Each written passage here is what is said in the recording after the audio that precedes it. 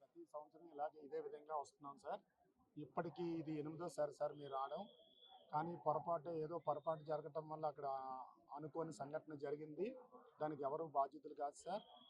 ఈ యొక్క సిచ్యువేషన్కి సీఎం గారు స్పందించి మాకు ఎలాంటి ఏర్పాట్లు కావాలో అన్నీ కూడా చక్కగా చేసి అడుగున మాకు ఎలాంటి ఆటంకం లేకుండా పిన్ టు పిన్ మాకు మూమెంట్ చేస్తూ చాలా చక్కని దర్శన భాగ్యాన్ని కల్పించారు సార్.